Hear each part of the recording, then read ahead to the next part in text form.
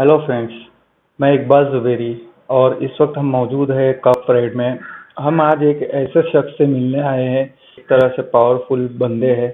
उनका हेल्प करने का तरीका अपना सबसे अलग है। ऐसे लोग जो एक हाथ से देते हैं तो दूसरे हाथ को उसकी खबर नहीं होती, उनमें से एक ऐसे शख्स है हुसैन नलवाला, जो मिडिल ईस्ट में टॉप के आर्टिस्ट भी है, फोटोग्राफर भी है और बहुत से ऐसे काम है, बिजनेस है उनके, जो एनआरआई भी है और लोगों की हेल्प करते रहते हैं अपने तौर पर, अपने तरीके से।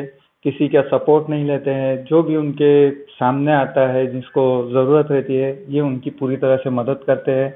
और हम आज ऐसे ही इस शख्स की शख्सियत को दुनिया के सामने उजागर करने के लिए आए हैं।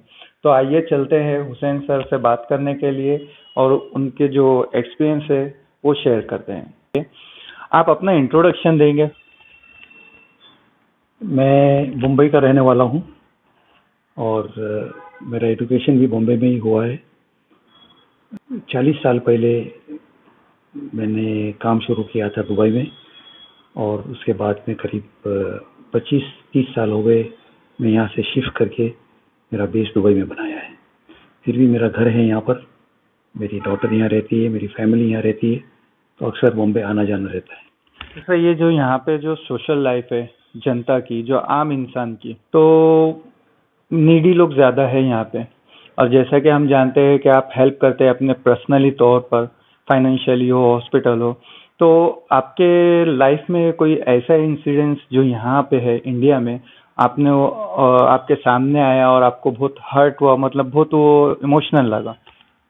नहीं, ऐसा तो कोई खास इंसिडेंट मेरी लाइफ में नहीं हुआ है, मगर मुझे बचपन से ये बताया था जब मेरे वालिद थे और मैं 8-10 साल का था। मुझे याद है कि एक मर्तबा मेरे वालिद ने कहा था कि अपने दरवाजे पे कोई अगर आदमी आया है तो खाली हाथ ना जाए। ये बात मेरे दिलो दिमाग के ऊपर घर कर गई है। तो उसके बाद से कोई भी ऐसा कोई बंदा आता है तो मैं देख लेता हूँ कि भाई खाली ना जाए, उसको उसकी ज़रूरत अगर जो कुछ भी है, कुछ ना कुछ तरीके से मैं उसको पूरी करने की कोशिश करता हूँ। सर, ये आप किसी एनजीओ से जुड़े हैं? मैं किसी एनजीओ के साथ में जुड़ा नहीं हूँ। और मतलब आप उनके कॉन्टेक्ट्स में हैं मैं सिर्फ? कांटेक्ट में हूँ सबके। पेंडेमिक ने मेरी लाइफ को काफ़ी चेंज किया और मैं अलग अलग एनजीओ के टच में आया और अभी जो 2-3 एनजीओ के साथ में जो मैं काम करता हूँ, बड़ी ईमानदारी से काम करते हैं। एक पैसा ये लोग by way of administrative expense लेते नहीं। जो कुछ भी आता है, जो कुछ भी मिलता है उनको, सारा का सारा पैसा गरीबों की मदद करने में खर्च होता है। मोस्ट ऑफ द टाइम तो ये लोग पैसे लेते भी नहीं है। वो किसी ज़रूरतमंद है उसका नाम नंबर दे देते हैं, हम उनको डायरेक्टली पहुंचा देते हैं, तो ये लोग उसमें भी इन्वॉल्व नहीं होते। तो ये मुझे अच्छा लगता है कि भाई मेरा 1 रुपया अगर खर्च हो रहा है तो 1 रुपया सही आदमी को मिल रहा है। सर, अभी 15 अगस्त के दिन आप एक ऑर्फनेज हाउस में गए थे। मैं जानना चाहता हूँ उधर पे प्रैक्टिकली आपको क्या दिखा, सच जो मतलब जो दिखाया जाता है उस सेम वैसा दिखा या उसमें कुछ और? देखो, मैंने उस ऑर्फनेज के बारे में बहुत कुछ सुना था। जब मैं दुबई में था तो मैंने फोटोज देखे थे, बहुत बुरी कंडीशन में था, बाथरूम बहुत खराब थे उसके। ये मुझे बहुत हर्ट कर रहा था। तो जब से मैंने वो देखा तो फौरन मैंने जो एनजीओ की टीम थी उनको मैंने बोला कि जाके इसके ऊपर मालूमात करो। फिर उस टाइम के अंदर, ये रमज़ान के महीने में, फूड डिस्ट्रीब्यूशन में मैंने काफ़ी काम किया था जायंट्स ऑफ भाईकला के साथ में। तो जायंट्स ऑफ भाईकला को मैंने फिर साथ में लिया, उनको बताया कि ये है और इस कंडीशन में है, तो ये लोग ने हमारा साथ दिया। तो ये 2 एनजीओ मिल गए, एक तो जायंट्स ऑफ भाईकला और ये नेश। जाके देखा तो पता चला कि बाथरूम इतने भी ज़्यादा गंदे थे कि 100-150 फुट की दूरी के ऊपर भी जब ये लोग खड़े थे तो उनको वॉमिट होने लगी। इतनी बुरी हालत में उतनी बदबू थी वहाँ पर। तो ये आदमी सोचता है कि ऐसी हालत में ये 4 साल का बच्चा बाथरूम में कैसे जाता है। उधर पे जो बच्चों की लाइफ है वो उनकी आज़ादी वाली लाइफ है या कैदी वाली लाइफ है?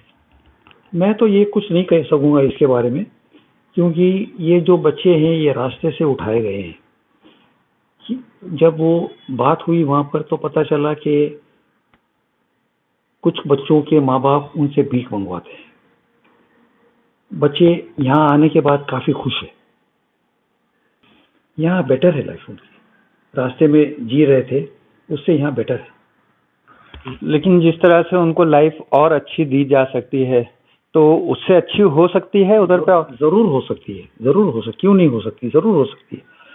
उसके लिए काम करना पड़ेगा, उसके लिए मेहनत करनी पड़ेगी। I think it is too early, इसको वक्त लगेगा।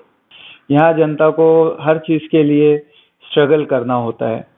तो आप जिस तरह से हेल्प करते हैं, अभी जैसे एनजीओज वाले आते हैं, आपको बताते हैं और आप उनको फाइनेंशियली या जो भी है आप उनको करते हैं, तो इंडिविजुअल ऐसे कोई बंदे आपके कॉन्टेक्ट में आते हैं जो जिनको जरूरत रहती है, तो आप कैसे उनको बहुत सारे लोग आते हैं, बहुत सारे लोगों को, जिसको भी ये हमारे एनजीओ में से नंबर मिल जाता है, फोन के ऊपर मुझे मैसेज भेज देते हैं। मैं ज्यादातर इन लोगों को डायरेक्टली एंटरटेन नहीं करता। इनको मैं बोलता हूँ कि भाई बेटर है कि तुम एनजीओ के थ्रू आ जाओ ताकि हम वेरीफाई कर सकें। आपने हमें बताया था कुछ देर पहले आप मिडिल ईस्ट में फोटोग्राफर है बेस्ट, तो उसके बारे में पूरी डिटेल बताएंगे थोड़ी? अमेरिका की ये फोटोग्राफिक सोसाइटी है, फोटोग्राफिक सोसाइटी ऑफ अमेरिका, उसके अंदर पार्टिसिपेट करता रहा हूँ और उसके जो रिक्वायरमेंट्स है वो रिक्वायरमेंट्स पूरी करता गया एक के बाद एक। और फिर डिफरेंट कैटेगरीज में पहुँचते पहुँचते मैं ग्रैंड मास्टर ऑफ फोटोग्राफी के अंदर फाइनली आके ठहर गया। उन लोगों ने मुझे सर्टिफिकेशन दिया है as a grand master of photography.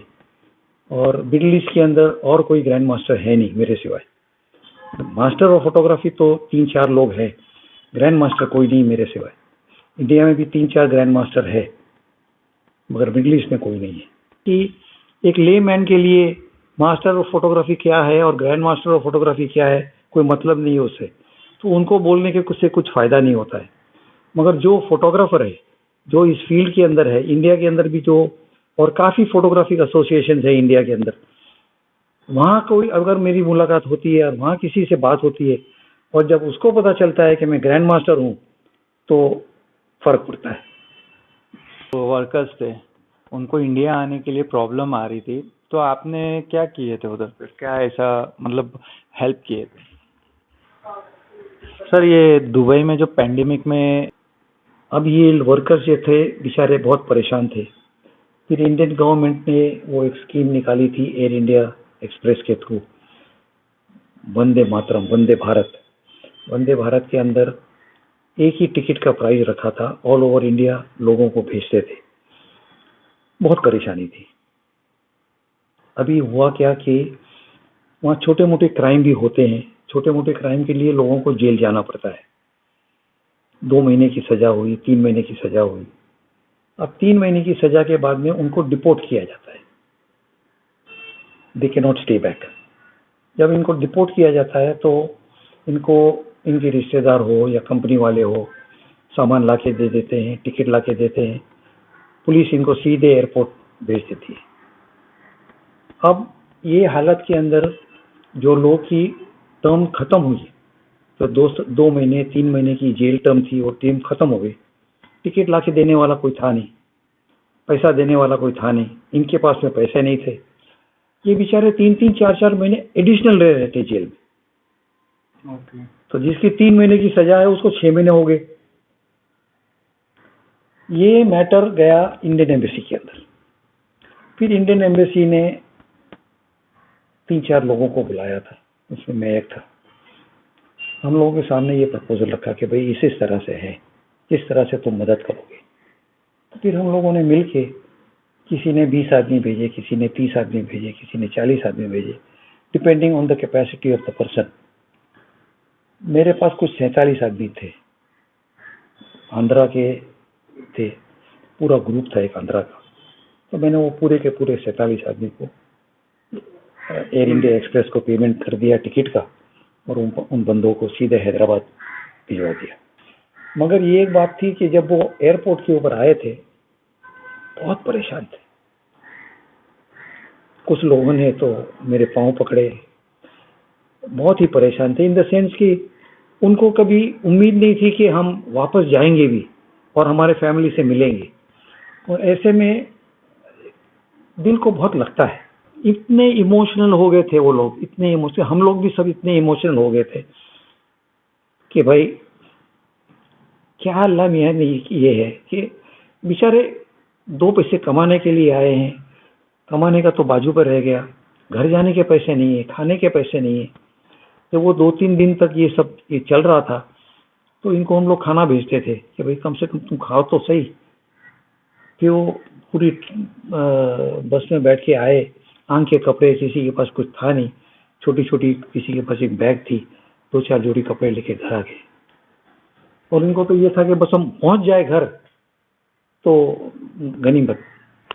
तो ये जो सिचुएशन है, ये हम अपनी आंखों से देखे नहीं, हमने इसको फेस नहीं किया, इसलिए उसको सिर्फ हम सोच सकते हैं और इमेजिन कर सकते हैं, लेकिन उसको फील नहीं उस तरीके से कर सकते हैं जिस तरह हुसैन सर ने फील किया है। इनके आंखों से आंसू निकल गए उस वक्त को याद करते हुए। वो कितना इमोशनल टाइम होगा, एक तरह से पैनिक टाइम होगा उन लोगों के लिए कि हम यहाँ काम धंधे के लिए आए, लेकिन हमारी हालत बद से बदतर हो गई। और ऐसे वक्त में एक फरिश्ते के तौर पर हुसैन सर उन लोगों के सामने आया और उसकी जिम्मेदारी उठा के उन लोगों को इंडिया में भेजें। इन्होंने जो भी जनता की हेल्प करे अपने तौर पे हमारे साथ शेयर किया। हम चाहेंगे कि लोग इनसे इंस्पायर हो और इसी तरह से किसी ना किसी तरह से कहीं ना कहीं किसी की मदद ज़रूर करे, ताकि एक हाथ आगे बढ़े तो किसी को हेल्प उसकी ज़िंदगी में मतलब आगे बढ़ने का मकसद मिल सके और वजह बन सके। डोंगरी एक्सप्रेस से ज़ीशान शेख के साथ मैं इकबाल ज़ुबैरी।